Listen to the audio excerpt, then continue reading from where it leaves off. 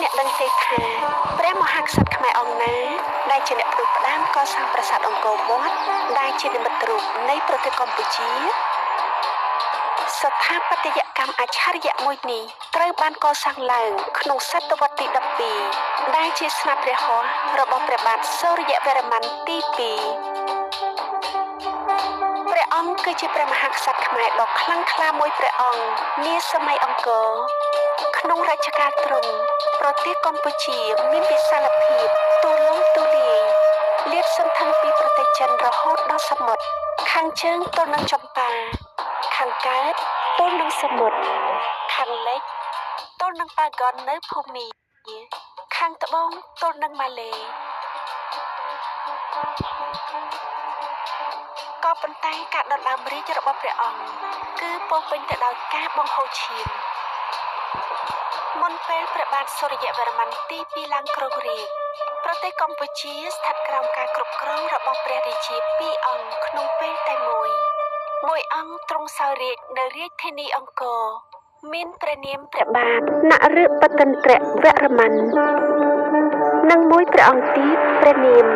ព្រះបាទធរណេន្ទ្រវរ្ម័នទី1នៅរាជធានីមហេធរបុរៈដែលស្ថិតនៅភាគខាងលិចនៃប្រទេសក្នុងការដណ្ដើមរាជព្រះបាទសូរ្យវរ្ម័នទី2បានធ្វើគុតព្រះបាទធរណេន្ទ្រវរ្ម័នទី1ដែលជាឪពុកមារបស់ខ្លួនបន្ទាប់ពីនេះព្រះអង្គក៏បានលើកទ័ពទៅច្បាំងជាមួយព្រះបាទនរបតន្ត្រវរ្ម័នហើយធ្វើគុតព្រះអង្គនាពេលនោះផងដែរការធ្វើគុតព្រះរាជាទាំងពីរនេះបានធ្វើឲ្យព្រះបាទសូរ្យវរ្ម័នទី2អាចបង្រួបបង្រួមនគរខ្មែរឲ្យទៅជានគរមួយឡើងវិញ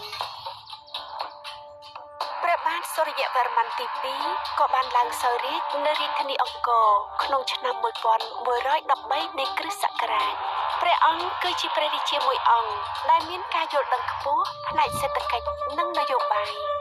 ក្រោយការគ្រងរាជ្យព្រះអង្គក៏បានព្យាយាមភ្ជាប់ចំណងមិត្តភាពជាមួយប្រទេសចិនឡើងវិញដោយទ្រង់បានបញ្ជូនគណៈបេសកកម្មការទូត2លើកទៅប្រទេសចិនគឺមួយក្នុងឆ្នាំ1116និង1120នៃគ្រិស្តសករាជ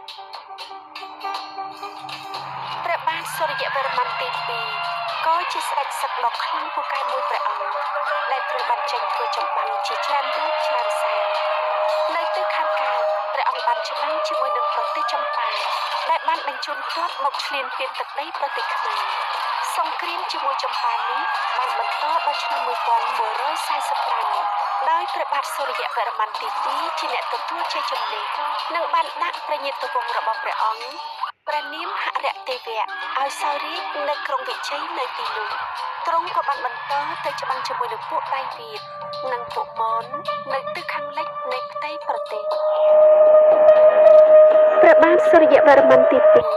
ទ្រង់ជាមគ្គុទ្ទេសក៍ដ៏ឆ្លាតវៃវៃក្នុងការដឹកនាំនគរ